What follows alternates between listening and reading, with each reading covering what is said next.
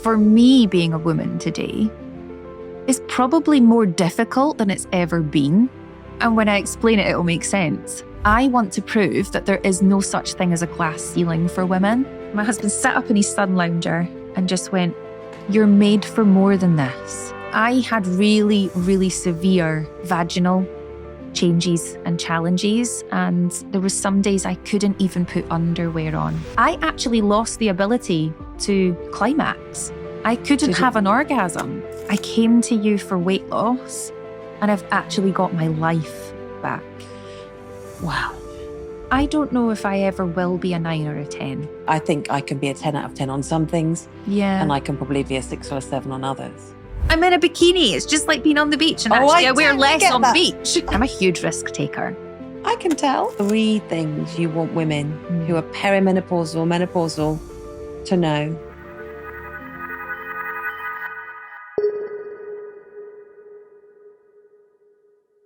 Welcome back to another episode of the No Filter Zone with me, Jo Emerson, where we dive deep into empowering stories, expert insights, and the realities of life as a woman in the 21st century, all unfiltered. Today, we have a remarkable guest joining us, someone who brings a wealth of knowledge and experience to the table. She's a certified nutritionist, positive psychology coach, and she's dedicated to transforming women's lives through all stages of the menopause. Founder of the Menopause Support Academy, she's on a mission to guide and empower us all through the challenges and triumph of this significant life stage. You might recognize her voice as the host of her own podcast, the Menopause Coach podcast, a space where she shares insights, tips, and interviews with other experts in the field. Well, today we're lucky enough to have her here with us, ready to share her wisdom and experiences. So grab a cup of tea, find a comfortable spot, and let's welcome the incredible Adele Johnston to the No Filter Zone. Adele. Yes. Welcome. Thank you. The menopause is this thing we're told is an awful thing for us women. And yet you talk about it as something positive or something that can be positive. Yeah. And that's where I want to start. Okay, cool. Yes. Talk me through that. All right. Yes. So I'll maybe tell a story then and we can enter it this way, the conversation. I started to feel really unwell myself around about mid-30s. So 33, I wasn't feeling great. I was in a really good corporate career, quite a decent managerial position, and just was really questioning my abilities, who I was. My marriage was struggling. And you kind of put it down to the fact that you're busy in work. You've got young babies, life's just hectic. Yeah. And we do that, right? We tend to look at what are the external things. Got to 35, mulled around for those 2 years, kind of thinking nothing's getting better. And it took until 37 for me to get it confirmed after 2 years of blood reviews. You know, you name it, I had it. I had over 10 different biopsies to check it wasn't cervical cancer, as the consultants and medical teams thought it could have been. So a scary time. Yeah, very, very. Because prior to that, I had a positive result from a smear test that showed that I had precancerous cells. So of course, when they started to do these investigations, for me, it was a bit of a, okay, this is quite serious. So went through 2 years of knowing for me, we know our bodies best. We do. That it was hormonal. But it took over 2 years, plus a lot of private investment from me. I'm very grateful that I could do that. Before they all came together, gynecology, consultants, endocrinologists, and went, yeah, you're right. It's early perimenopause, Adele. At that point for me was the kind of turning point, because I remember coming back from the pharmacy with my bag of goodies, my HRT. Okay. Yeah, this big, huge bag. And for someone who had never had any medication in my life, you were lucky if I'd had a couple of rounds of antibiotics when I was younger. Coming back with this big bag was pretty daunting. Opening it, laying it all out, seeing everything there. And I just became very numb. And I thought, it's just a matter of fact. You just have to open this bottle and put this gel on your leg and off you go. So that journey for me became quite matter of fact and very numbing.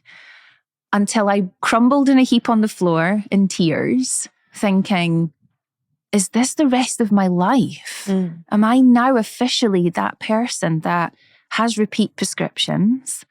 And this is it for now on. I'm 37. My marriage was struggling because I had no sex drive. Okay. And was that the only reason you think your marriage was struggling?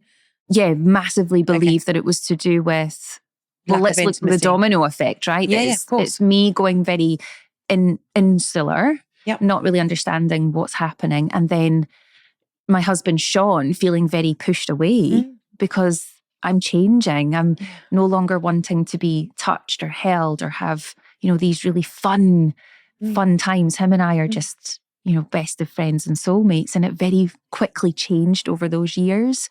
The kind of purpose of telling it in that way, in that story, is because I made a decision when very blessed to have two mentors within the menopause space that are doctors.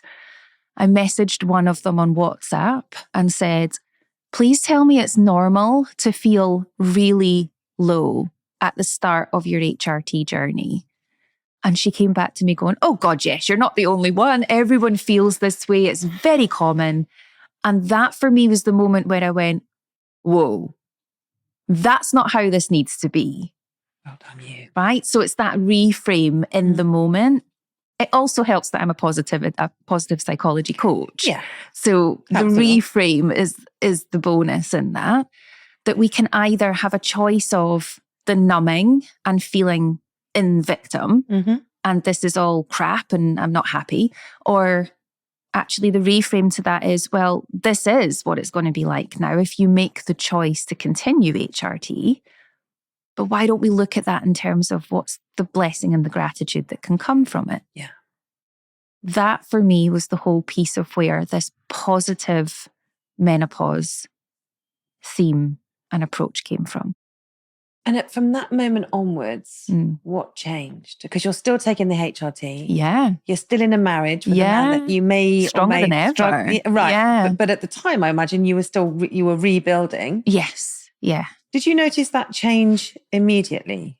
For me, there's part of it changed immediately overnight when they removed so I have a Mirena coil, and that was purely for contraception, having twins and then deciding not doing that again. That was contraception. It was in there. But they had to remove it for the 5 biopsies they were taking at that time. 5? Yeah, 5 in one go. Wow. It was very traumatizing.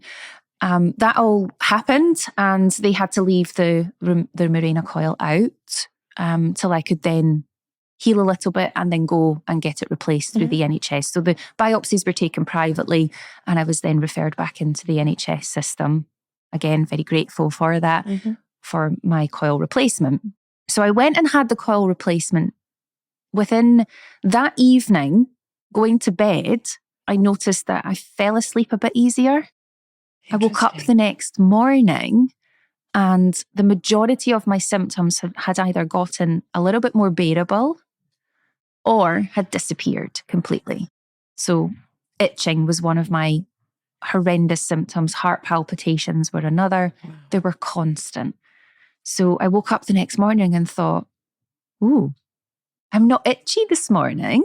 Okay. And I got to lunchtime and thought, I've not had a heart palpitation. And that for me was that whole moment of the replacement then of the progesterone element of that Mirena coil, the progestogen, the synthetic form, clearly is what my body was lacking and needed. Amazing. Yeah. So that again, I know I'm right with how I feel. I now just need to convince all of these medical people that I need HRT. Yes. So yeah, that was a big overnight, but it took around 6 weeks initially of continuously, properly, let's emphasize that word, properly using my hormone replacement options. And in terms of the psychological shift you made from I'm a victim of an early menopause, and that's really early. Yeah. And, to feel victimized by that is a normal human state to go into, right? But you and I are both coaches, and we know that if we stay in that space, we're only kind of making our lives worse. But to go from that psychologically to, okay, I need to take charge of this, to now saying, actually, the menopause can be a positive life experience is quite a journey psychologically. Yes. And I'm sure taking the HRT and stuff has really helped with that. What has going through the menopause, I was going to say early, but actually what has going through the menopause taught you about life, about you, about being a woman? Yeah. That's what I'm interested in. Yeah, that's a good question. Thank you. Layers. What it's taught me, I have realized that health is not guaranteed, because actually the risks that are associated with the reduction in our key sex hormones as females, and that is all three of those key, if we look at them as estrogen, in particular estradiol, part of our estrogens, if we look at it as a plural, progesterone and testosterone. Right. Now, a big one for me personally on my own journey was realizing that I've been extremely deficient within testosterone probably most of my life. I think I have too. Right? Now, my levels, and we're not going to talk numbers because everybody's very, at the moment, it's a very hot topic just now around, well, what do your blood results say? And we need to remember that those are very, very individual. But my levels were so low that my private menopause mentor at the time, when I sent her my blood results, she phoned me and she said, Adele, how are you even functioning? I went, what do you mean?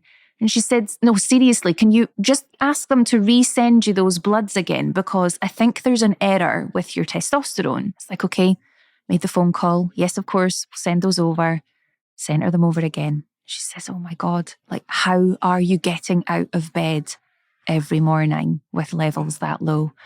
And it made complete sense when I look back. So I don't know if you know this about me, but I was a double Scottish champion. I know.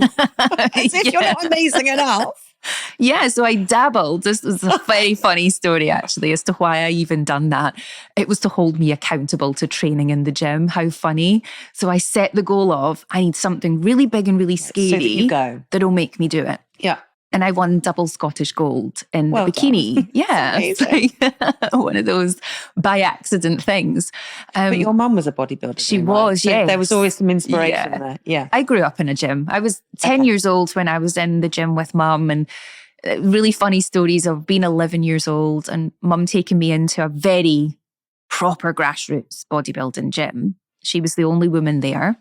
And it was Thursday nights were pose down nights, where all the guys that were ready for competing would strip down to their thong, short, tiny little budgie smugglers and do their routines. And there's me, just 11 years old, sitting watching all this happening. Wow. And just fascinated at how you could transform your physical body by time under tension with weight. So I was very blessed to have that knowledge from a very young age. But yes, going through all of that was a big thing for me and helped me to see that I struggled to build the androgen muscle groups. So your quads, the big muscle at the front of our legs. And arms, I would imagine. Yeah, deltoids. So the delts around. So you've got various parts to your delt muscle. Because of the lack of testosterone. Yes. Oh. Right, now we know that. But at the time, my coach and I were like, what is going on? Why are we not growing? And we would isolate and we'd done what we could, but I would grow my glutes without even trying. Right? Very I'm like, yes, estrogen. Yeah, completely. Oh my gosh. Yeah. Mad, isn't it? So it's knowledge is power for how we then choose the direction we take next. Yeah.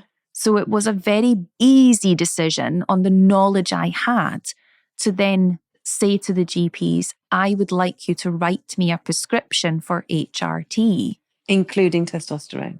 Well, I had to go privately for that initially. Did you? Yes. However, we had that taken over by the NHS GP system after the first 6 months of use. Right. Because we could prove, not just through bloods, but we could also prove through my symptoms, mood, energy, confidence, sex life. Right. Everything. Yeah.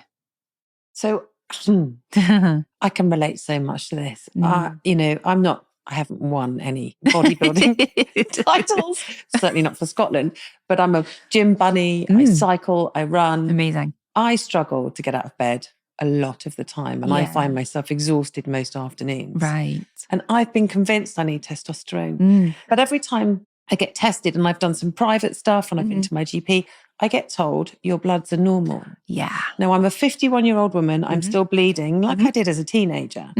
And when you say that to the GP, they say, well, you're still bleeding, so there must be enough estrogen. And I've been saying, I think I need testosterone, like on some cellular level. Yeah, you just know. I think I need testosterone. I've only recently seen a menopause specialist who said, well, we could try it.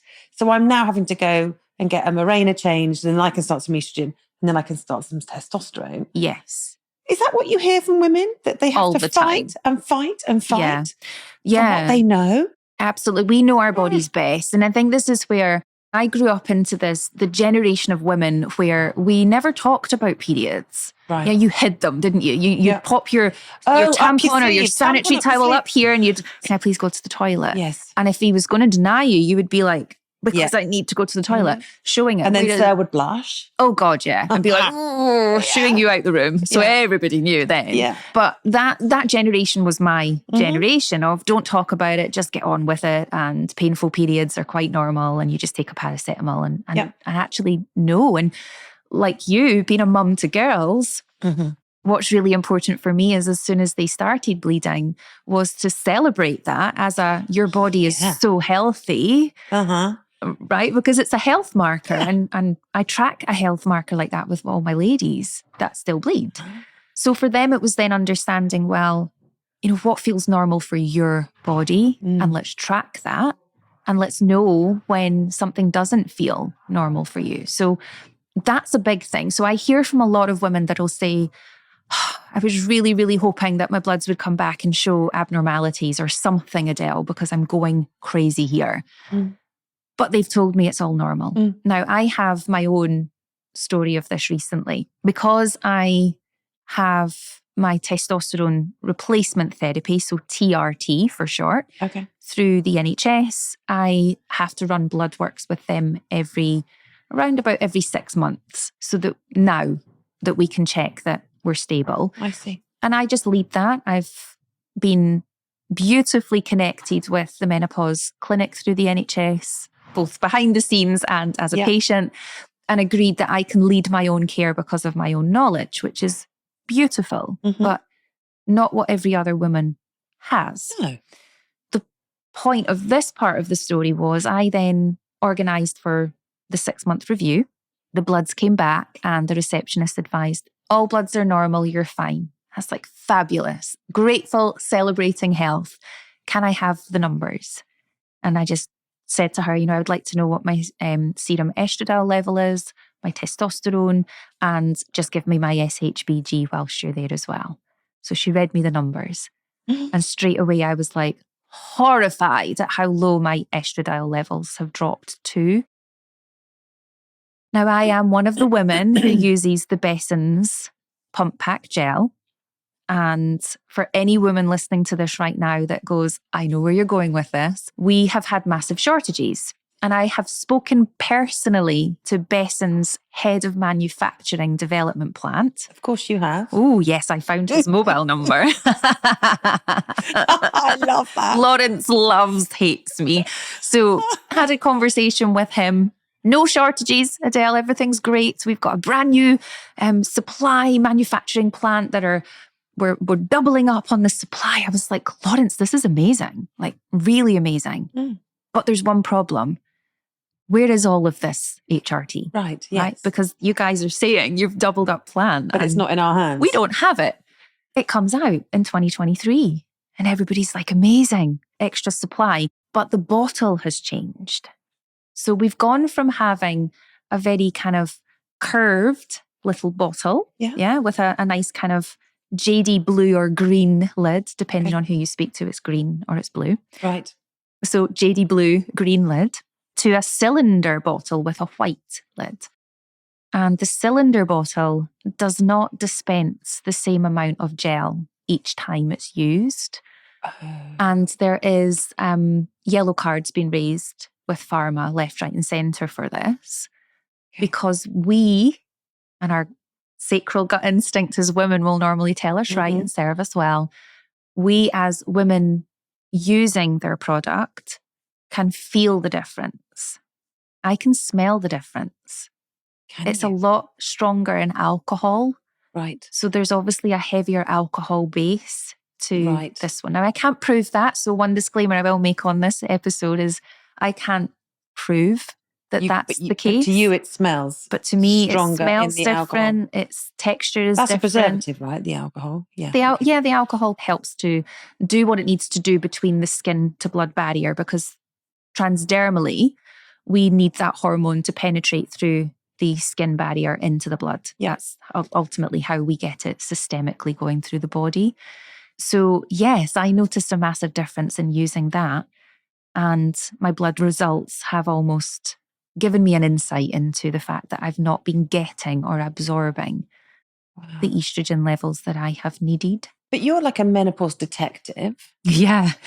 Bloodhound. Your knowledge is off the charts. So you can do that for yourself. Yes. But most of us would just nod at the doctor and say, okay, my results are normal. I must be the problem then. Always challenge. And I mean, I probably will be hated by a lot of GP practices. And having 2 GP mentors, I've spoken about this with them and said, look, I make no apologies for the fact that I educate my ladies and give them empowered knowledge to be able to do the same thing that I have just done, to be able to say, great, can you give me those results so that I can speak to my menopause coach about those? Now, I'm not here to shake the entire system, but I'm here to challenge the parts that don't work, because I'm not in any way, shape or form aligned to any red tape within the same space as the likes of my mentors are, for example. Right, yeah. So it's my duty of care to me, to my girls, to your girls, to you, to all the other women, to every single human being, because menopause doesn't just affect us as women or females with female reproductive systems. It's huge. Yes. You are someone we'd call a powerhouse, right? I'm going to call you a powerhouse. I just get on with what I want, what I feel passionate about. And Okay. If you like it, you do. If you don't, you don't. I think you're a powerhouse. Thank you. I mean, to find out the mobile number of, some farmer boss and call him and hound him.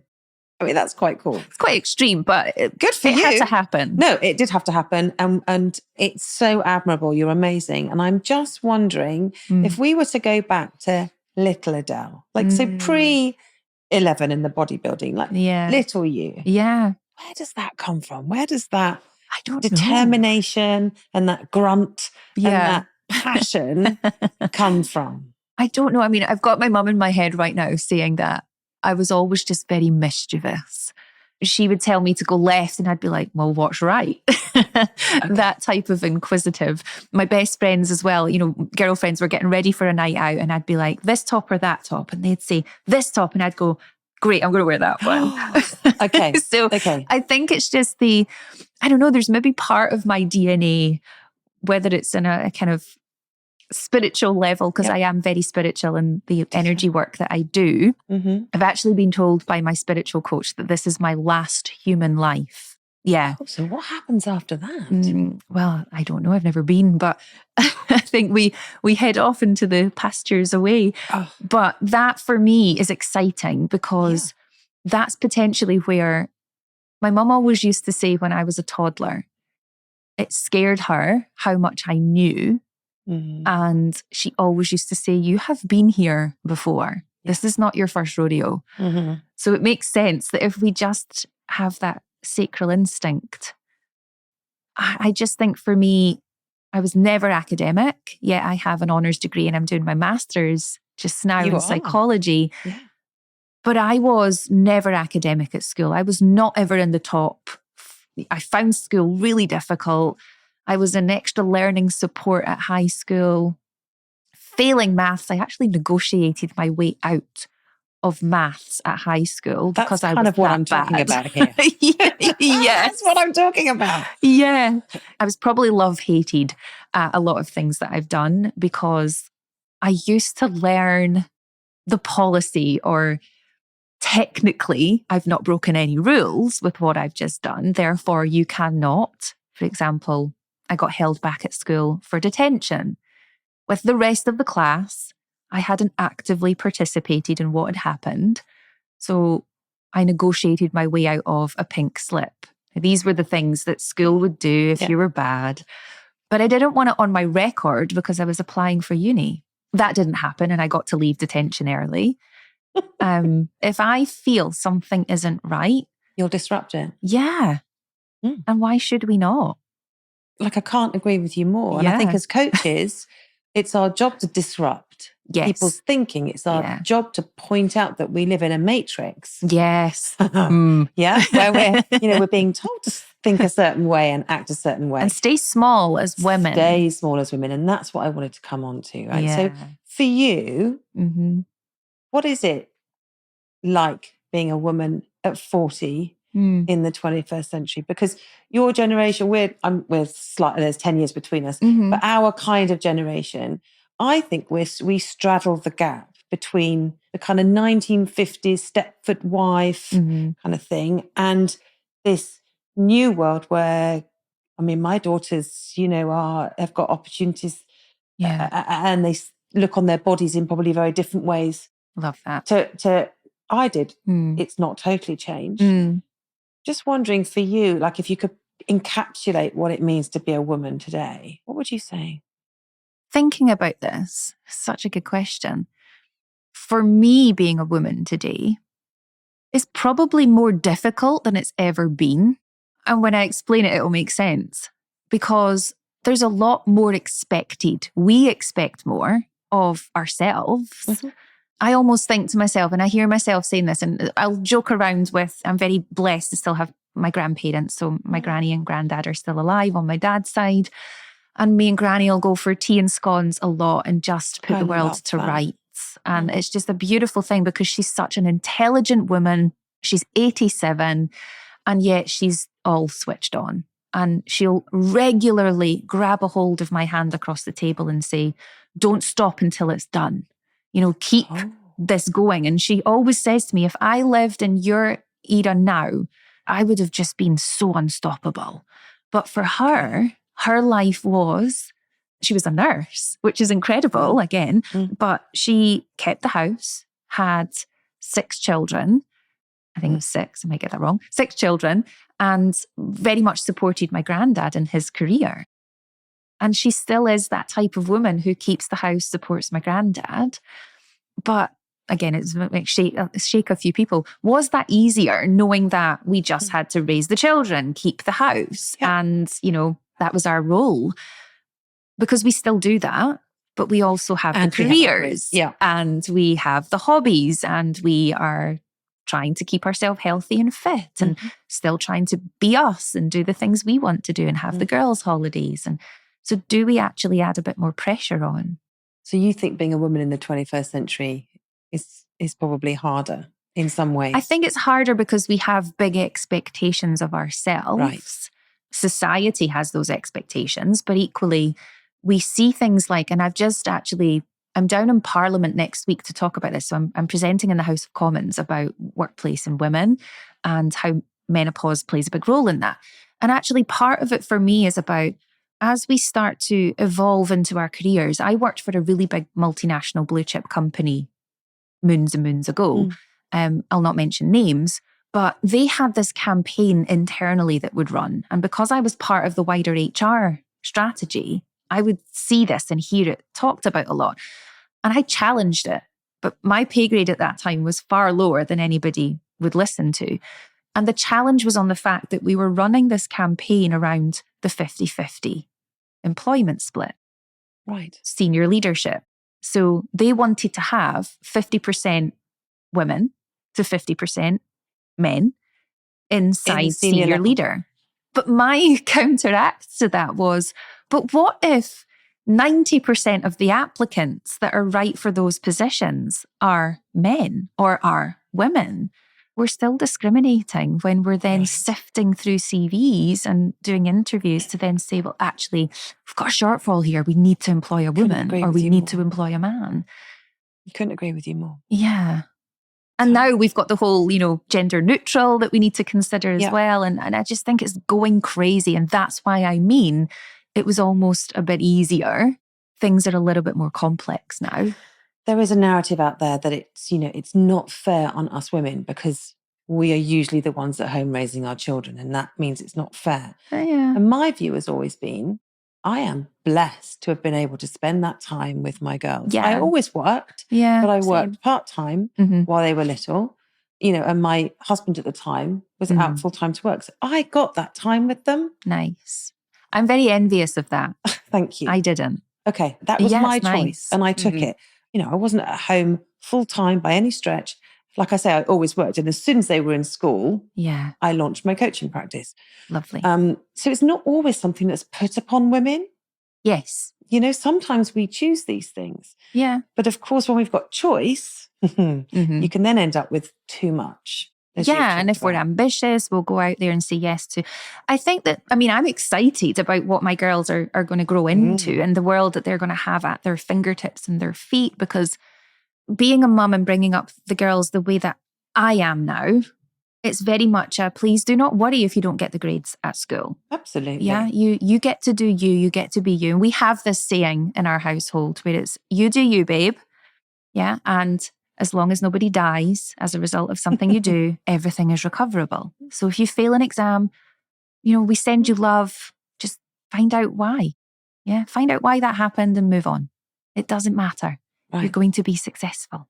And that you be you is so important because, again, referring to the Matrix, there can be a sense of we're on a conveyor belt through life. Oh, gosh, yeah. That and then thing. You're just zooped up at the end. Oh, and now we're going to retire and die. Yeah. I just could not bear that, which is why I run my own business and, do my thing. And you don't have to be running your own business to escape that. But I will say to my kids often, what do you love? Yes. What are you passionate about? What do you love? Go study that. Yeah. Go work in that. Yeah. And the rest will follow. Yes. It will follow. My youngest daughter wants to be an actress. Beautiful. And a couple of family members have gone, oh, but what if she fails? But what if she doesn't? Right, yeah. And what if she's really successful? And what if she's happy? Exactly. Thank you. What if she's happy? Yeah. What is the purpose? And this is a big thing within the positive psychology space as well. The PERMA model has meaning, and inside meaning is our purpose. And actually, when we achieve the sense of I'm living a life on purpose with purpose. So on purpose, I'm making those decisions with a purpose in mind to my North Star vision. What if the whole purpose of life is for us to actually live life? What a concept, right? It blows your mind because we get stuck, like you've said, inside this, you've called it the Matrix. And we laugh, but it's this whole purpose of we're inside the schooling system. We're not really teaching within the schooling system, in my massive, big, valid opinion, the right things. Yeah, we're not teaching children about who they truly are. We're not allowing them to express who they truly are because the curriculum is about keeping them inside this little kind of niche and narrowed network. So for my girls, it's very much been if you want to stay on, stay on. If you don't. But we need to look at what that journey looks like.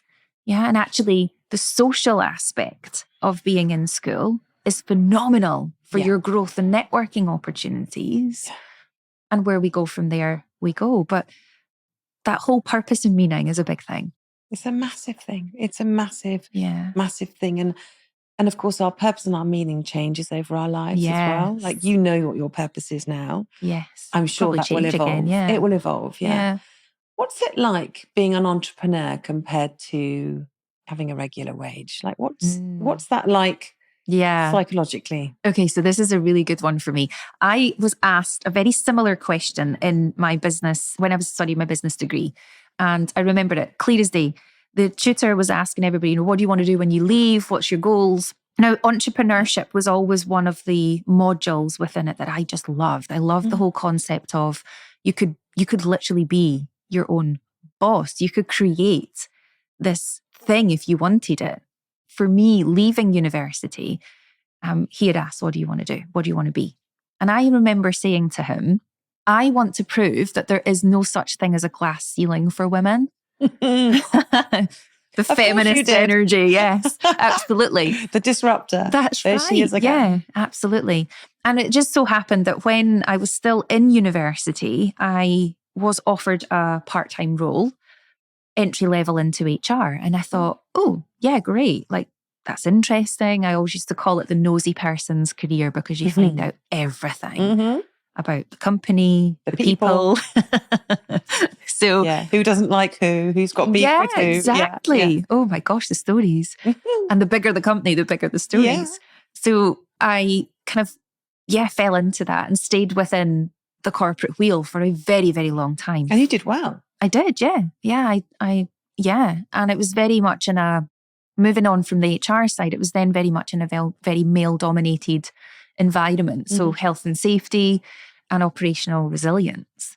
Wow. And I remember going to my very first, called it the BCI, so Business Continuity Institute. It was like an annual conference. Yeah. And I remember going into the room and being pretty much the only female there. It was all suits and white-haired men. And I, again, just remember standing there thinking, oh, this is not okay. This definitely needs to change because women deserve to be here. Women have beautiful skill sets within this industry. And we bring a different energy. Yeah, and we're actually proven to be better at multitasking and operational resilience and crisis response needs that. It's like a risk mitigator if we have those types of energies in. So I did really well. And I was in corporate for over 20 years by the time I ended up coming out. As far as I understand it, it was going through early menopause that kind of gave you the gift of entrepreneurialism because your company wasn't great with supporting you. No, and that was unfortunate. That was very sad. Yeah. But it did, you thought, I'm not doing this. Yes. So you values. left. Yeah, I did. Right. You left. Yeah. And then, of course, you have to start a new career. Yeah. Because there's bills to pay. Yeah. Holidays to buy. Beautiful pink jumpers to get hold of. So you're a spiritual woman. I would look at that as an opportunity. Yes. Like the universe nudging you. Yes. Into doing shoving. Shoving. Okay, kicking. Off you go, Adele. Yeah. Kicking you into doing this new thing. Yes. At the time, I'm just thinking of people watching this.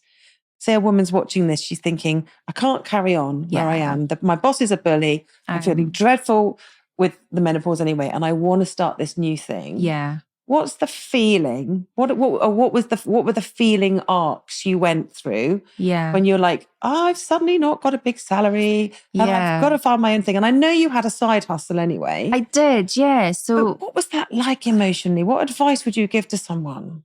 It was a roller coaster. So emotional roller coaster for sure.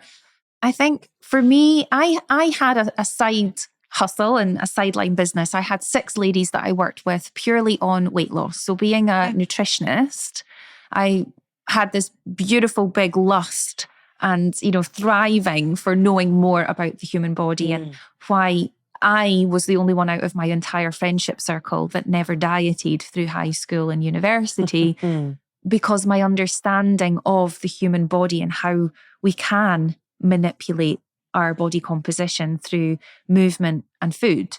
I just knew, I had that knowledge and I thank my mum for that, for bringing me up the way she brought me up. So I went and I studied it. I became certified within nutrition and I started to work with women to teach them. Yeah, to say like, this is how your body works and here's how we can help you lose this weight without restriction, without diet clubs, without really, we want to do it through loving yourself rather than through loathing who you are. Yeah. So it was very much that opened up my mindset to the mind pillar of work. And way down another rabbit hole, I went into positive psychology. So I was doing all of this myself, evenings, weekends. But I built my career. And being a mum. Yeah. And being a wife. Yeah. And having a corporate job full time. Yes. Okay, yeah, powerhouse. Yes, it was. Still there. But I'm a manifesting generator human design type. So we are put on this planet to spin multiple plates in one go and we can manage it. Will you do that? Yeah. Running up and down, spinning and keeping them going. So the energy's there. Yeah. But as a manifesting generator, if I don't care for me first, I burn out. and I'm not there for anyone. So that's why self-care is huge. So I started to understand that I loved it. It wasn't work for me working with these women and dedicating my weekends to researching. And eventually I was like, oh, this could be a thing. Like this feels nice. So I think that potentially I manifested that shove. Menopause is going to happen, right? It's one of these things where if it happens in our 30s or our 50s, it's going to happen. No woman with a female reproductive system skips menopause. 100% of us navigate our journey at different times. But I definitely manifested the whole little journey points where, unfortunately, yes, I've been made redundant from one role, and equally in the same month I got headhunted by another company to go work for them. So had the redundancy package, walked into another role. It was lovely, really nice.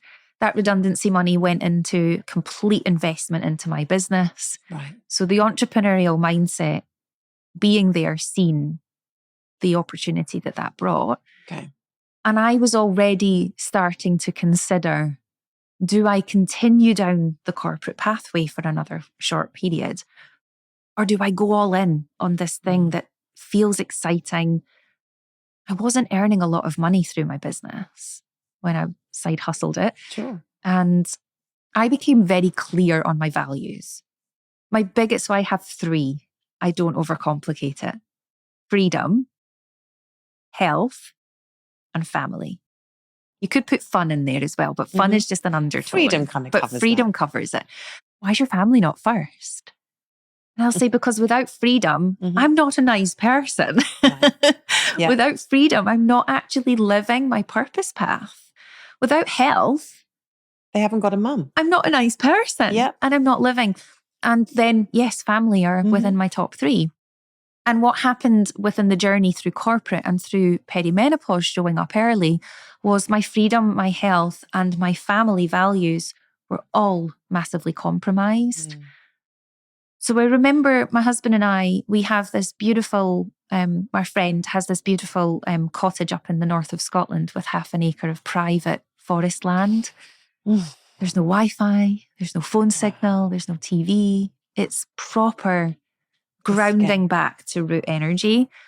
And we took we go up regularly, but we were taking a weekend trip with the kids. This was June, my husband's birthday.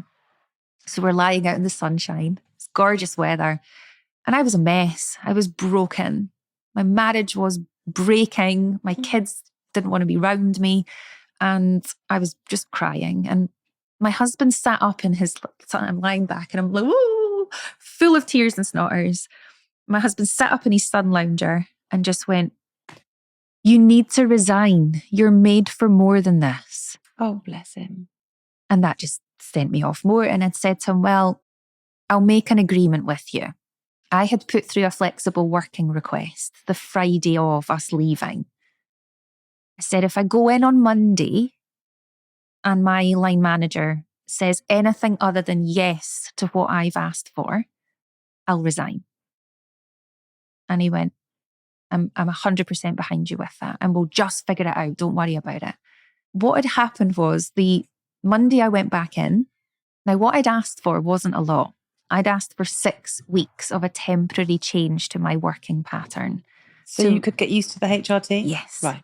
Purely, it wasn't a please let me completely change. It was I need 6 weeks to let my HRT take effect so that I don't have to go to bed for 45 minutes during my 1-hour lunch break and then eat a sandwich at my desk so that I'm not missing meetings, even though the 15-minute reminders just flashed up on my screen. And then I'm flustered about because I'm thinking, I don't even know where I'm meant to be right now. And we were working from home at this time. It was during COVID lockdown. Right. So I was very blessed. The gratitude was I could just nip up the stairs to bed for 45 minutes and sleep. Yeah.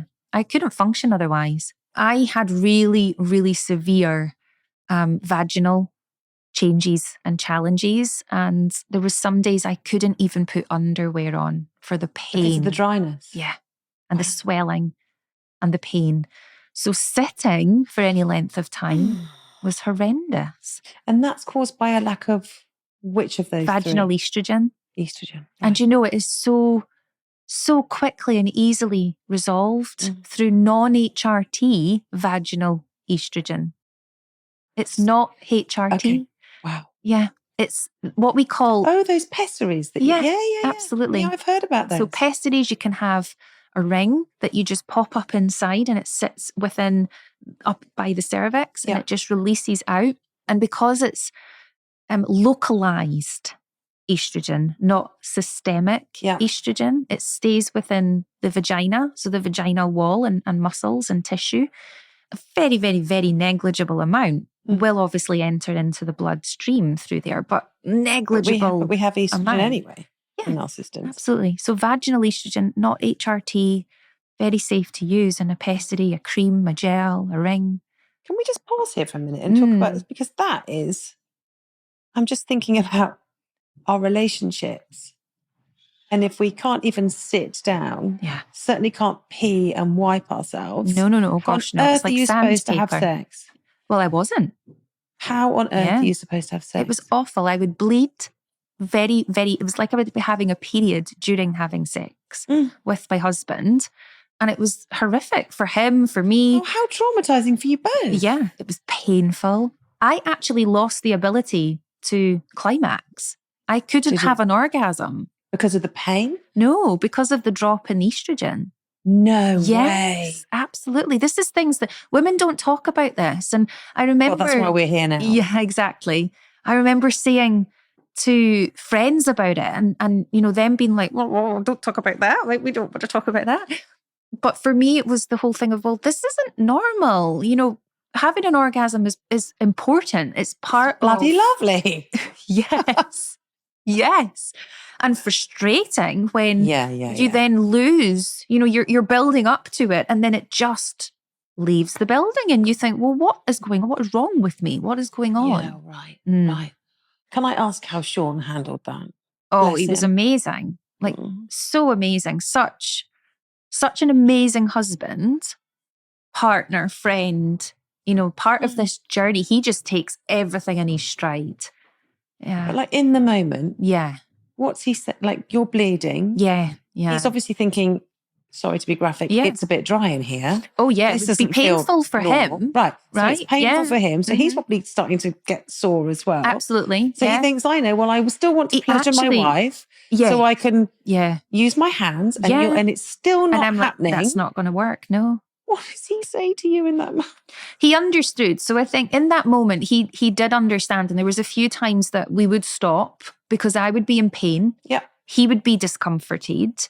There was a few times, you said, he would go red, but it would be like friction burn. Yeah. Horrible. And of course, for me, there was that whole point of, well, I didn't want to at the time. And I openly talk about this. I didn't want to bring lube into my marriage because I'm not old enough for vaginal lube. I get that. Yeah, of course. Yeah. But actually, it was needed. We still use it now, even though I don't need it. Orgasm though with the lube. You can have the sex, but for most decent husbands, you not having an orgasm means sex hasn't happened. Do you know what I mean? Because a man wants. Yes, of course. And I think part of it, we have a podcast episode that we recorded together on my podcast. Yeah. I'm going to listen to that. You need to listen to it. So it's on the Menopause Coach podcast. It's one of our earlier ones, but I interview him, he interviews me, but we never had the conversation before that podcast episode. So we do it live together. And I'll say to him, I remember this thing. What did you think of that? Right. And he talks about things he remembers that I go, oh my God, like I never even realized you felt like that. And this actually is how I became an ambassador inside Andy's Man Club, the male suicide prevention charity. Okay. And I've done training for all of their facilitators, which are all men, because one of their Scottish facilitators, Alex, he listened to the episode and he said to me, Adele, I was in tears driving down from Perth. He was traveling down to England. And he just said, everything you and Sean spoke about, that was me and my previous wife. Wow. And he says, I I don't know whether or not a lot of menopause had to do with our marriage. You know, he says it wasn't the reason we split, but whether it was part of the reason why It that won't have happened. helped, will it? If she's going through all of that and then he's feeling isolated and rejected and all of those things. That's how Sean felt. Yeah. Yeah, of course he did. Yeah. Of course he did. And that's all fixed now. Yes, absolutely. Good. And it's the whole piece of, we as women, you know, libido and sex drive are an important part of who we are. Yeah. And when that disappears and you don't want to have any sexual contact and you're dry and sore and even you mentioned going to the bathroom, even going to the bathroom for a pee and wiping with even the softest aloe vera tissue, still like sandpaper. But it's very, very quickly and easily resolved if you just speak with your GP about some vaginal estrogen. Okay. Yeah. And if you are blessed to be in a part of the UK or a country, if this is going further than the UK, to have your prescriptions readily available, we know that within Scotland, we don't pay for our NHS prescriptions, neither do the north of Ireland or Wales. Well, I'm a bit jealous about that. Yeah. And it's not right. It's another one of those, we need to shake that about and bring everybody into the equal measure. But this is where, you know, we can go to our GP and have that as part of our free prescription services. So we don't need to suffer. Body image. Let's talk about that, because you were raised in the same very toxic culture as I was regarding body image, although you had all that positivity from the gym. And I mean, I can imagine watching men in their body smackers could either be quite traumatizing or it could be quite normalizing. It's like, oh, it's just a body. It's the human body. Right. You and I will have grown up in a culture where thin is everything. Oh, and, yeah. you know, your boobs can't be too big and they've got to be pert, and your bum's got to be kind of small and pert. Bums are quite big now and round, which I really like. They're more fashionable, apparently. I mean, can you imagine in our generation injecting our bums to be bigger? That would have just been a complete no-no. No. But it's still an unrealistic beauty standard now. So we're already, as women, growing up in this culture of one size is, you know, that's what you should look like. And if you don't look like that, there's something wrong with you. Then we have children and our bodies change. Yes. Then we hit menopause and our bodies change. And I'm wondering, what do your clients tell you they feel about their bodies? We actually done a bit of research into this around what percentage of women come to us for the biggest. So what's the biggest challenge or struggle? 97% of our women come to us because of weight loss wishes. Wow. So again, 97%. 97%. Yeah. Now, what I'm really clear about is that I don't go out there to market myself as a weight loss or a fat loss coach. Not because I don't believe in it. I do. It's for health reasons and for happiness reasons. It's valid. Yeah. But actually, it's this whole piece of, I had a conversation with one of my clients who, she lost 3 stone with us over time, a beautiful period of time, but she built a lot of muscle. When I say a lot, we're not talking about, you know, bodybuilder, but she needed that muscle for So she turned health. a lot of fat into muscle. Yeah, well, yeah, she under our program of care, she lost a really good considerable amount of visceral fat and subcutaneous fat on the outside, but we can feel and touch. And the visceral fat being that dangerous fat around the organs. But what was really interesting was I then asked her the question when she was graduating from our support, because she had all the tools in her toolbox to manage herself forevermore. If you had come to me and I said to you, we're not going to do the weight loss, we're going to do this within the reclamation program, would you have signed up? She's like, no, absolutely not. So there's this whole part of me that is the concept of, I am an entrepreneur and a businesswoman, but I know that if you're coming to me for weight loss, that's a byproduct of what we do. Yeah. It's not the focus. And actually, one of our other ladies has just hit her 42-pound loss marker, coming up for a year with us. Okay.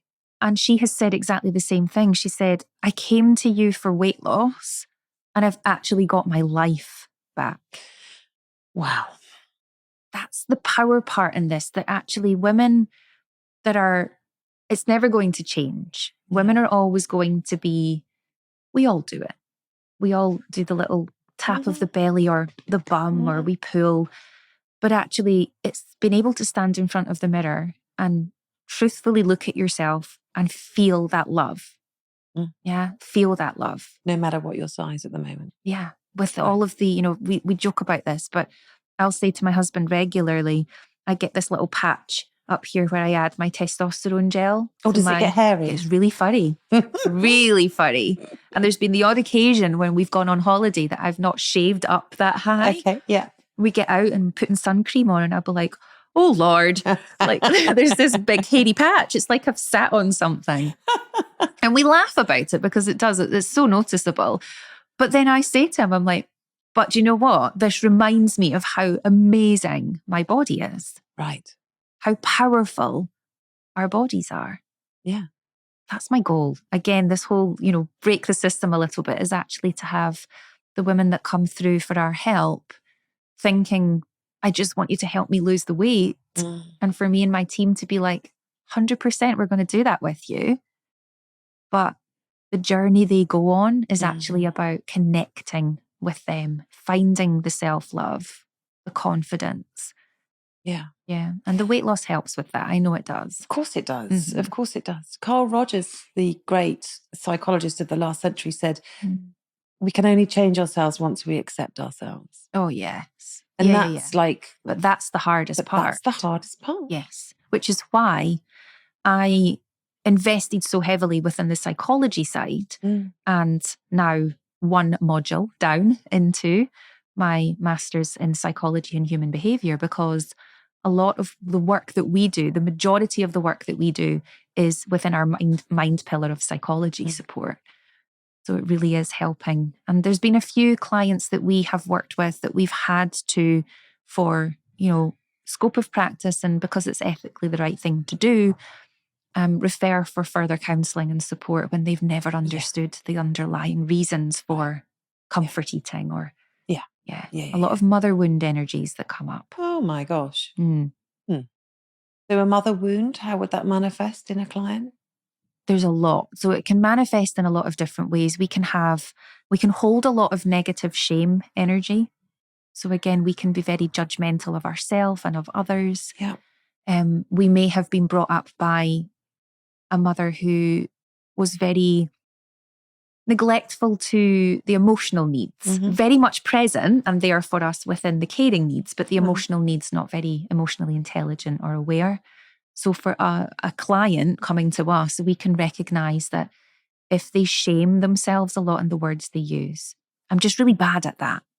Or I was doing so well through the week and then it came to the weekend and I hit the effort button and I just lost it. And I ended up having 2 biscuits. Yeah. Or one of my recent clients in conversation, she said, I feel really, really bad with myself because I've failed. And I thought, okay. And said, okay, do you want to talk about that? Do we want to go in there? And she said, well, I just spent 3 hours grazing and I ended up binging for that whole 3 hours. And of course, there's a medical definition of binge eating and the emotional connection that we associate with binge eating. Now, what she did was not a binge. She didn't have or does not have a binge eating disorder. Right. But there was that shame and that innate guilt that came across her. Again, that can be a manifestation of mother wound energy. Yeah. You've referenced spirituality a lot. I would consider myself to be a spiritual person, and it's an ever evolving tapestry in my life.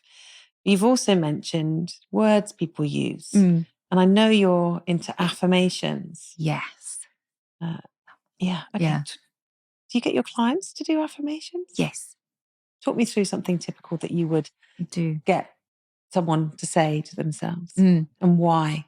It depends upon, so the way that I coach, and you'll probably be very similar. I think this is, it's very kind of therapeutic style coaching. Correct. And it's very much around, rather than I don't have a customer journey that I can show a client. So, I'm not going to go out and develop it. Yeah, it's not going to be stage 1, you'll do this, stage 2. And, but we do obviously have parameters and we have tracks that we follow. There's a path. Exactly. But within it, it will depend. And part of the onboarding process that I have in place, we get to know the client's human design type.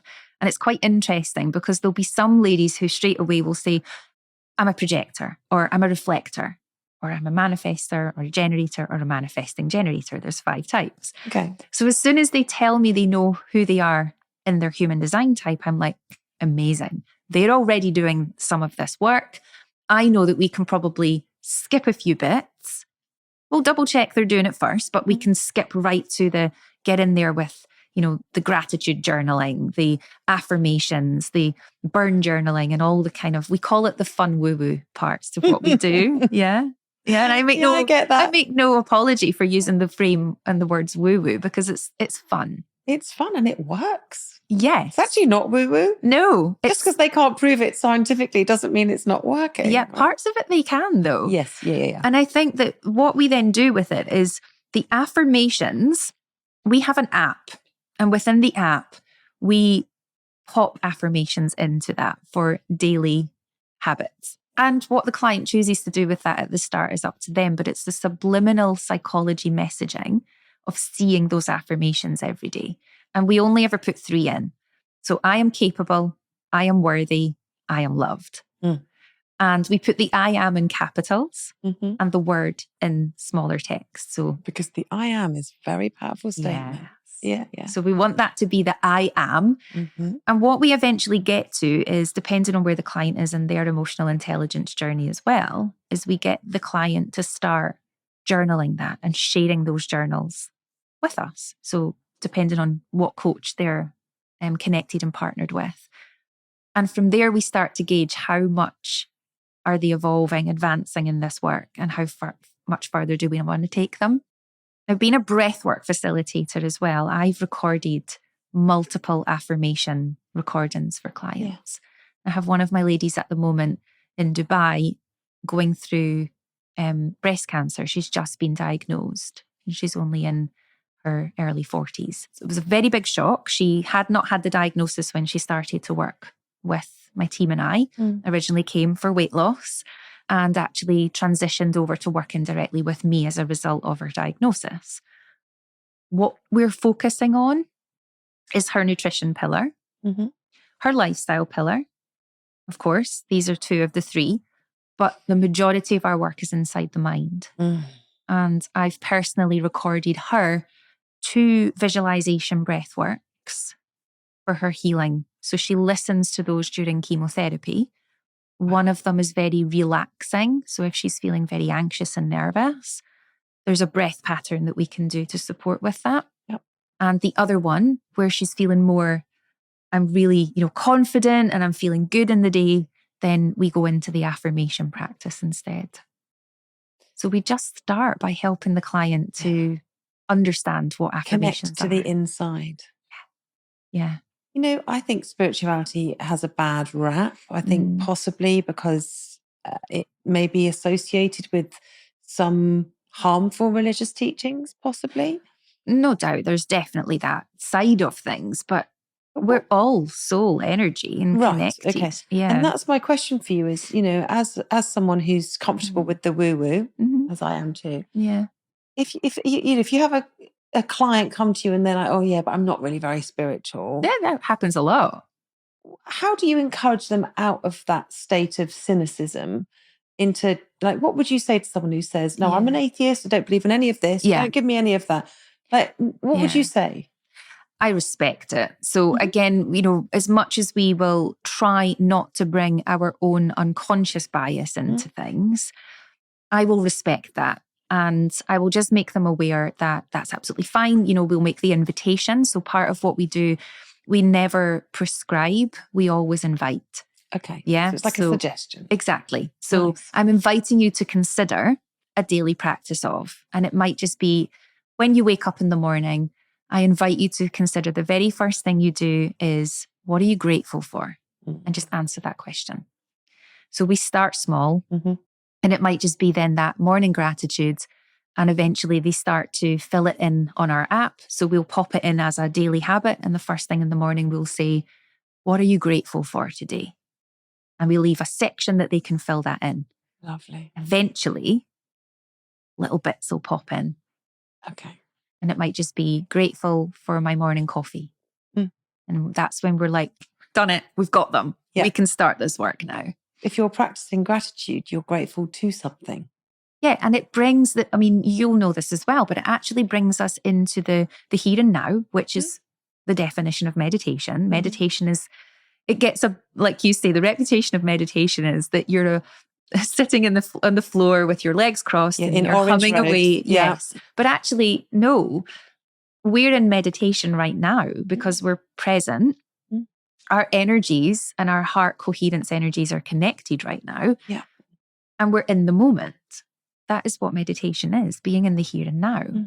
So bringing the client into their here and now floods the body with beautiful positive chemicals like serotonin, which is our happy hormone. And we need that hormone to be released throughout the day to support with melatonin, which is our sleep hormone. Yeah. It's a precursor or one-off to that hormone. So there's method within the coaching and the teaching practice that if we can get a client to start their day on a gratitude, we've got other things we can do as they develop the habits. They're more likely to succeed in their journey with us. Yeah. And so you start them small with some gratitude. We call it the one thing. So within my practice, we, as a team, all of the coaches within Adele Johnston coaching, we call it the one thing. So if we have a client who is resistant, and majority of our clients come to us very broken within themselves, the last thing that they need is for a coach to say, great, we're going to do this and we're going to change that. And we need you now to go and do all these steps. And no, instead we gently onboard them. And we have an onboarding process, which includes a practice called the Stop, Start, Continue practice. And that is one of these massive light bulb aha moments. Is that what do you want to stop? What do you want to start? What do you want to continue? Yes, but there's a bit of a structure to it. So we get the client to do a full kind of, we call it like a self-work task because I don't like the words homework. It makes us think of school. Fair enough. So a self-work task. And we get the client then, or the lady, whoever we're working with, to section some pillars of their life. Yeah. On a piece of paper, very basic, landscape. On the left-hand side, if they're one of our entrepreneur clients, then we'll get them to write business as their title. If they're one of our corporate ladies, we'll get them to write career. In the middle pillar, we get them to write family/household. Okay. And in the far right pillar, we get them to write me. Right. And all we ask them to do is to take a moment somewhere they feel safe and vibrant. Could be a coffee shop or the beach. It doesn't matter, but somewhere nice. And brain dump what's everything on your mind right now within these pillars. So start with one of them. Yeah, it could be such a good idea. To-do lists, tasks, things, worries, all the things. And what we see in that snapshot from that 30 second to 1 minute is everything in our mind. And the power within that is normally enough because what happens is the business or the career pillar or column is full. The family and household, especially if we have dependents, is full. The me pillar is pretty empty. I see that all the time. Yeah. I see that all the time. With men actually as well as women. Yeah. Yeah. Yeah. It's that stage of life, I think, that those middle years where it's all outward.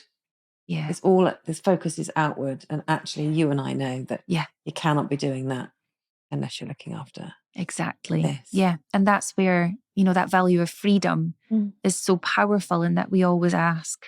I always find myself asking back in, does this align? Does this support my values? And I actually this is a funny story about this. I went 14 months without a car by choice. So the car was sitting on the driveway, wasn't being used because my office is at home just now. And I just wanted to walk more. So I said to my husband, I'm going to sell the car. It's just wasting away. It's, we'll use the money and we'll invest the money. So did that and went for 14 months without a car and just recently got a replacement one. But what it actually did was it taught me a lot. It gave me a lot, but it took away a lot of my value of freedom. Oh, the freedom. Yeah, right. Because I live 10 minutes away from 5 different beaches. 3 of them are closer. Oh, that sounds idyllic. And it's beautiful. And being a Virgo, I am so much in like that Mother Nature energy. And it had a really negative impact on my happiness. Right. Which impacted my health, which impacted my business, my confidence, projects that should have been launched that I've put on hold because I don't feel ready to do that. So it was interesting as a bit of an experiment to see how just that one thing in the lifestyle can make a big, profound impact on our values and have that ripple effect into all the areas of life. Confidence is a big thing. I mean, I'm a specialist confidence coach. As you know, you will be dealing with people's confidence. How confident would you say you are? I would say now, probably an 8 out of 10. Nice. Yeah. What would you need to get that up to a 9 or a 10? I don't know if I ever will be a 9 or a 10. I don't know if I want to be. Yeah, I know. You want to stay in that growing space. And partly because, again, I'm always the student around. I worked with a PR company for a while, and they used to refer to me as Adele Johnston, the Menopause Coach expert. Adele is your menopause expert. And I used to correct them all the time saying, I'm not an expert, and actually nobody ever can be in this line of work. We should always be learning. Oh God, yeah. But in terms of confidence, I see this as many different things. I'm confident to start and grow a business with multiple arms in that business. I'm confident to record this podcast and start my own podcast. I'm confident to deliver trainings and speak on stage in front of hundreds or thousands of people. I'm confident to sunbathe naked on a beach. I'm confident to walk about my house in my underwear and not apologize for it, even though my husband goes about closing all the curtains. And he's like, I don't want people to see you. And I'm like, I'm in a bikini. It's just like being on the beach. And actually, I wear less on the beach. I so get that. So the rebel in me is like, I'm confident in all of that. I wouldn't be confident. And maybe this is a story and a limiting belief. And notice how the throat chakra goes on that one. I was just thinking that. I wouldn't be confident standing up and talking about a subject I don't know anything about. Okay. So I think that there's part of that where there's a respectful confidence that where I'm inside an area that I know, and we always have gaps within that, of course, and I'll always admit if I don't know the answer to something, confident to do that and say, I don't know. But put me up and ask me to talk about the details behind Bitcoin or investment banking or any of these things. And I would just be like a shell of the woman you see today. Okay. That's so interesting because and you'll have your own view on this, but I have clients who think that confidence is a destination you land in and you stay in forever. No. And I always say, no. Confidence is a thing you learn to arrive at and then return to. Yes, that we learn tools to return to it because, I can be walking down the street and it's all fine. And then something will happen and I can fall down a pothole. I can go back into, I'm not good enough. Like, my upbringing was different to yours. So I grew up with this core belief of I'm not good enough. I can fall into that. But today I have a little ladder in my back pocket and I'm putting it up and I'm climbing out and on I go. And I think the conception out there is that confidence is this thing that you've always got. You can do everything all of the time and it's never shaken. And I'm like, that's not confidence. Confidence is a knowing who I am, knowing that I'll find a way, knowing that I can say no. Yes. The big one. That's a confident person that can say no. Yeah. Knowing that I've made a mistake and saying, I've made a mistake, I'm really sorry. Yes. Like all of this is confidence. And I think out there's this messaging around confidence that it's arrogance or bullishness or cockiness. That's not what I would describe as confident. And I'm sensing from you that it's something else. Yeah, and maybe that's where my own preconception, if we call it that, of confidence being a 10 can never be because for that to be a 10, is that then arrogance? Is that cockiness? And is that bad? I don't know. I think I can be a 10 out of 10 on some things. Yeah. And I can probably be a 6 or a 7 on others. And I agree with you on that. I think it's a malleable. And a lot of it has, the whole, if we bring it into where hormones play a role in that, a lot of it has a role to play there with how well and healthy we are. Right. Because if our body is not functioning, I call it your orchestra. And this was from a book that I read. It's beautiful. And the orchestra of the body is that we have this endocrine system. And if we think of the endocrine system, quite a lot of it up inside our brain, working all the way down to our ovaries. It's the same of, if anyone here does chakra line work, the chakras within the endocrine. But actually, if any of that is out of alignment and we have all of these instruments in our body that control all the hormones and all the cellular connections, if one of those instruments is slightly off, then the orchestra is massively out of tune. So the body doesn't feel well. That homeostasis and optimal health is not there. And so if I'd asked you, however many years ago it was that you were really struggling with your hormone imbalances and your early menopause, what would you have scored your self-confidence-wise back then? Gosh. Because you're still you. Yeah. What was it? What was your confidence like? Bad. Really, really bad. A 3? Probably a 2 or a 3. Wow. Really bad. Really, really bad. Saying no to meeting friends, not telling them why, just not well, can't make it. Oh God, did not feel comfortable in my own skin. My body was not recognizable to me. It didn't feel like me. It didn't look like me. There was a conversation that I was having at work one day and I couldn't remember the word "and." Wow. And I was an emotional wreck. I remember sitting inside this open planned office in one of the one of the companies I worked for. And everybody was just tinkering away on their keyboards. And all you could hear was this. And I just remember thinking, I looked up, everybody's head down, all the hands are going like this. And I'm looking around going, this can't be it. Like, this is not what life is about. I literally just wanted to pick up my handbag, get my coat and exit. Wow.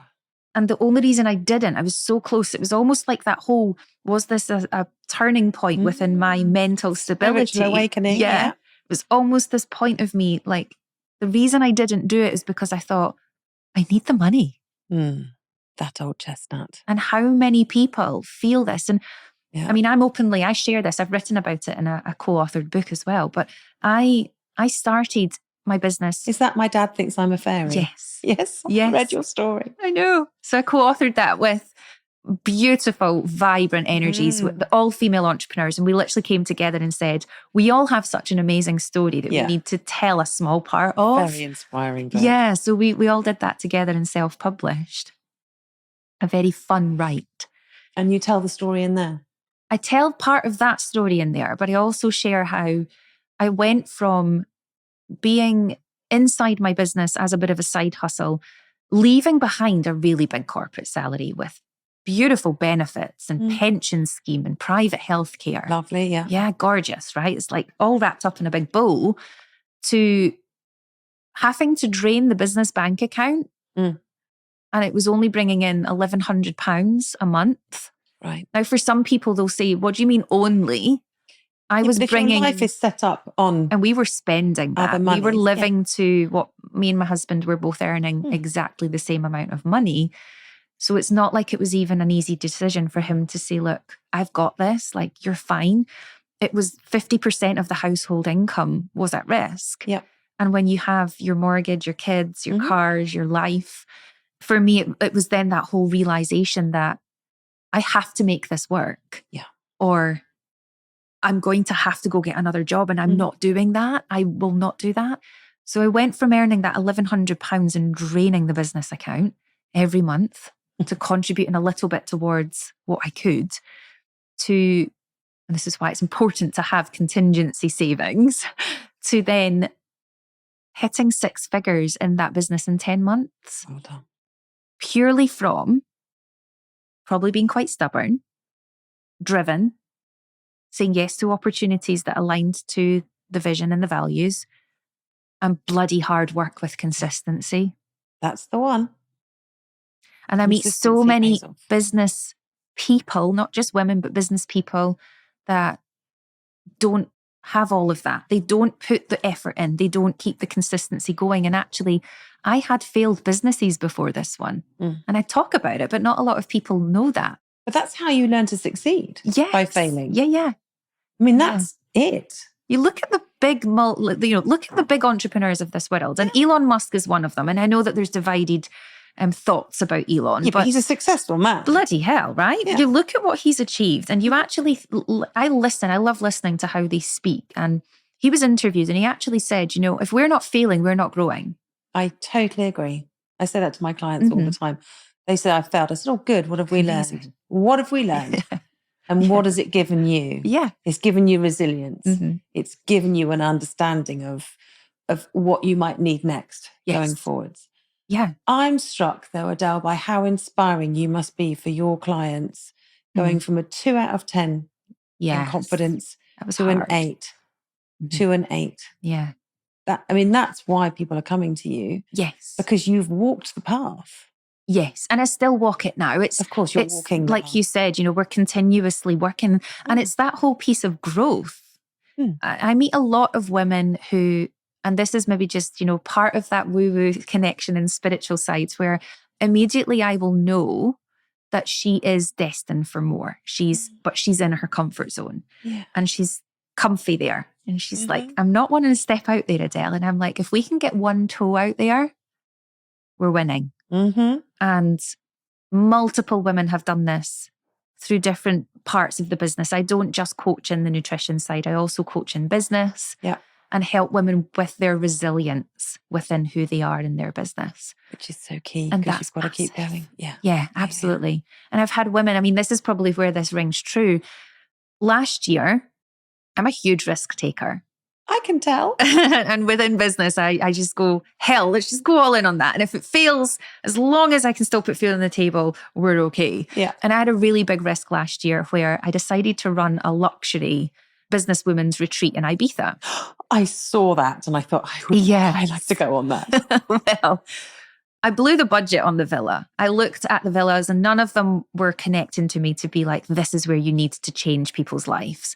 And the villa that we booked last year was a €9 million villa. Hello. Yes. And we arrived and it was lush.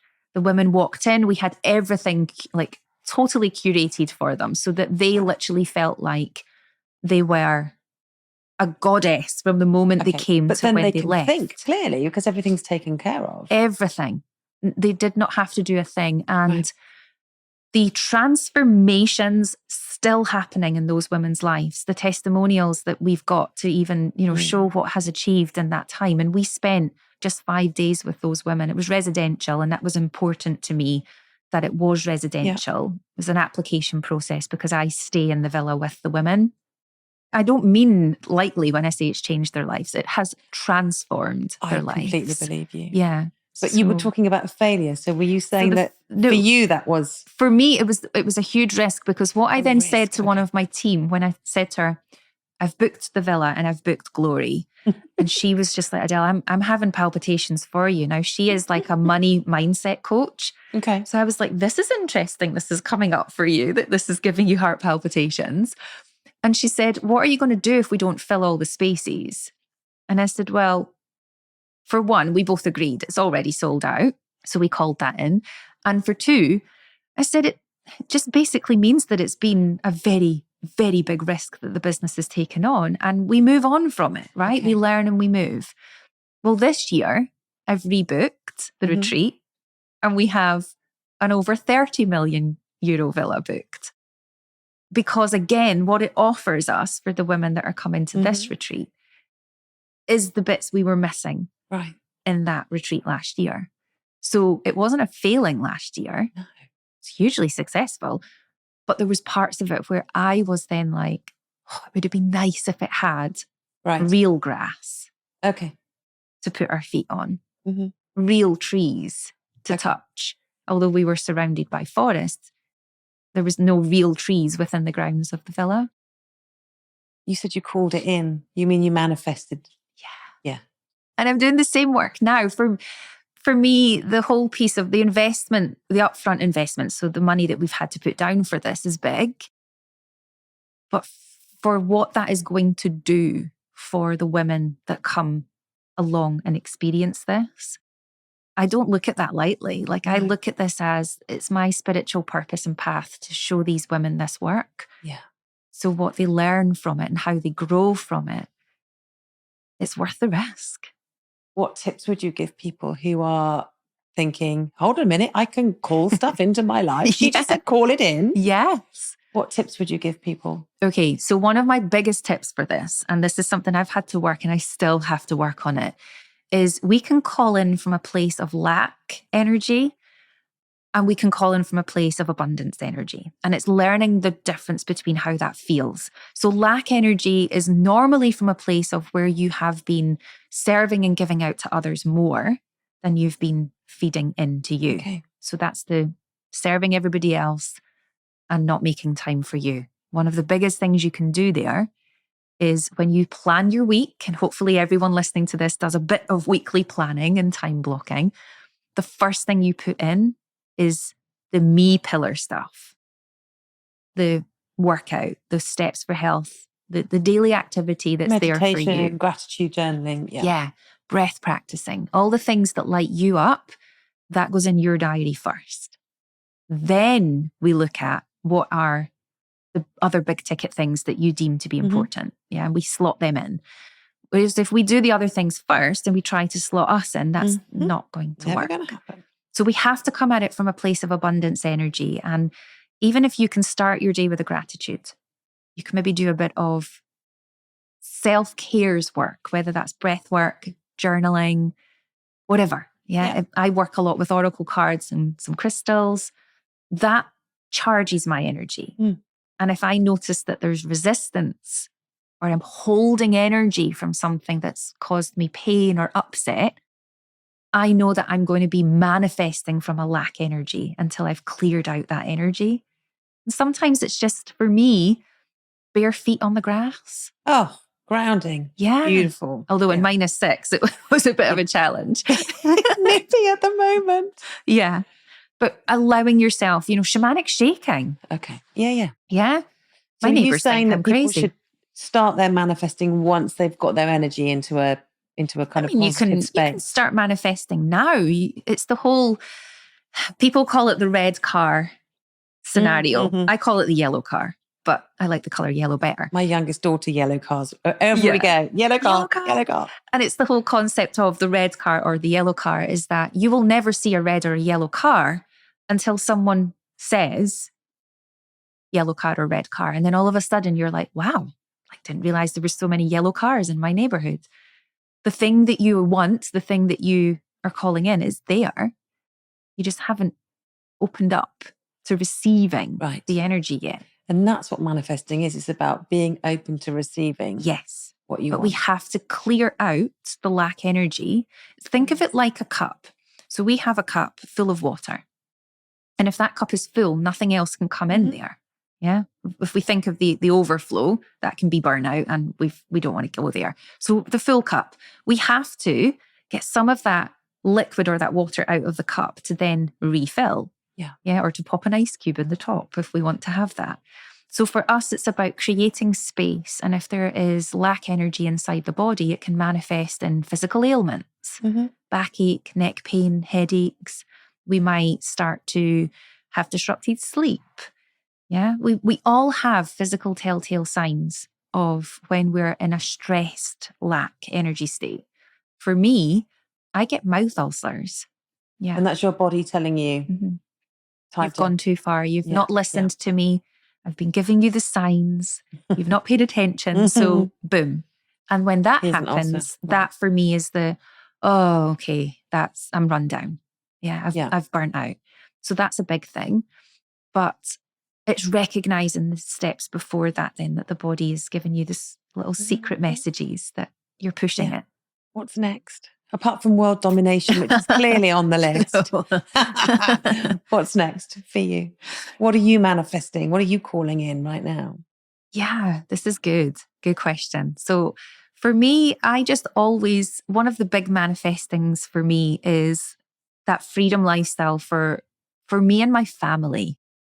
I have this innate desire that we are going to be a little bit kind of nomadish and have the opportunity to travel. And, one of the big goals for my husband and I is to do Everest Base Camp, climb to Everest Base Camp. You said before we started recording, this is insane. Is this next year as well? We're planning this year. Oh. Yeah, so we've started training for it already, although you don't really need to. We are quite healthy and fit people, but it's the altitude sickness that gets the most. 10% of people will never complete because of the altitude sickness. Okay.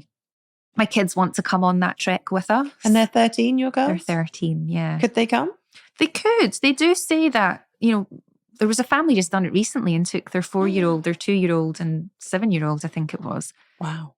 But part of me wants to do the whole, I must recce it first and make sure that it's okay for them. Yeah. Being a mum, I would worry too much about them being there if something went wrong. So that's on the list. So that's a big manifesting on the list of physical accomplishment. In terms of business accomplishments, there's a big goal within what I'm doing that I want to reach over 1 million women through the multiple streams. So podcast, about 120,000 subscribers at the moment. Amazing. But hitting that 1 million for me is more about, it's always great if we've got direction and a number to go to. It means that we're serving the communities of women. So we have, as a company, just launched our social media platform called Hormone Hub. And that's about bite-sized education in very understandable terminology. So the growth of Hormone Hub is what's coming next. Okay, amazing. And if you had 3 things you want women who are perimenopausal or menopausal to know, what would those 3 things be? Okay, number 1, this is opportunity time for you if you choose it. Number 2, please do not fear the changes and the opportunities within HRT. And number 3, you are not alone. 100% of women experience and navigate menopause. Yeah, and we fully appreciate that a lot of women will experience this in different ways, but you're not alone. So get the support, get the community. Amazing. It's been such a pleasure talking to you. Pleasure's been mine. I've really enjoyed it. Thank you for coming all the way down from Glasgow. Thank you. In the minus, what was it? -7? -6. Yeah. -6. It's been lovely to talk to you. Thank you. You as well. Thank you for having me. Thanks so much for listening. Don't forget to like, comment and subscribe, and I will see you next time.